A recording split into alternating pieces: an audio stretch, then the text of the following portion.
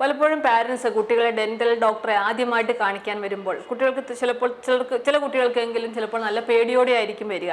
അപ്പോൾ പലപ്പോഴും നമ്മൾ കാണുന്ന ഒരു തെറ്റായ ഒരു രീതി എന്ന് പറയുന്നത് പാരൻസ് അവരെ നിർബന്ധപൂർവ്വം വലിച്ച് ഡെന്റൽ ചെയറിൽ ഇരുത്തി കൈയും കാലും ഒക്കെ പിടിച്ചിട്ട് ട്രീറ്റ്മെന്റ് എന്തായാലും ചെയ്തേ പറ്റൂ എന്നുള്ള രീതിയിൽ ചിലപ്പോൾ പറയാറുണ്ട്. ചിലപ്പോൾ അവർക്ക് ഇനി ലീവ് എടുക്കാൻ സമയമില്ലാത്തതുകൊണ്ടായിരിക്കാം, അല്ലെങ്കിൽ കൂടെ വരാൻ ചിലപ്പോൾ ആളില്ലാത്തതുകൊണ്ടായിരിക്കാം, പല പല കാരണങ്ങളായിരിക്കാം. പക്ഷേ ഇതിൽ നമ്മൾ ശ്രദ്ധിക്കേണ്ട ഒരു കാര്യം, ഒരിക്കലും അങ്ങനെ ഒരു പേടിപ്പിച്ചിട്ട് ഒരാളെ നമ്മളൊരു പ്രത്യേകിച്ച് കുട്ടിയെ ഡെന്റൽ ട്രീറ്റ്മെന്റിനായിട്ട് കൊണ്ടുവരരുത്. കാരണം ഒരിക്കലും നമ്മൾ വളരെ പേടിപ്പിച്ചാൽ ആ കുട്ടിക്ക് ട്രീറ്റ്മെന്റ് കൊടുത്തു കഴിഞ്ഞാൽ ചിലപ്പോൾ പിന്നെ അത് ഒരു ഡെന്റിസ്റ്റിനെ കാണുക എന്ന് പറയുന്നത് തന്നെ അവർക്കൊരു പേടി സ്വപ്നമായിട്ടും വരും. അപ്പോൾ ഫസ്റ്റ് ടൈം വരുമ്പോൾ ഇപ്പോൾ കുട്ടിക്ക് പേടിയുണ്ടെങ്കിൽ ജസ്റ്റ് വന്ന് ക്ലിനിക്കൊക്കെ ഒന്ന് കാണിച്ചിട്ട് ഡോക്ടറോടൊക്കെ വെറുതെ ഒന്ന് സംസാരിച്ചിട്ട് പോവാം. ചിലപ്പോൾ 2-3 പ്രാവശ്യം വന്നു കഴിയുമ്പോൾ തന്നെ ആ കുട്ടി അത് കംഫർട്ടബിൾ ആവുകയും ട്രീറ്റ്മെന്റ് എടുക്കാൻ സ്വമേധയാ സമ്മതിക്കുകയും ചെയ്യാനുള്ള സാധ്യതയുണ്ട്.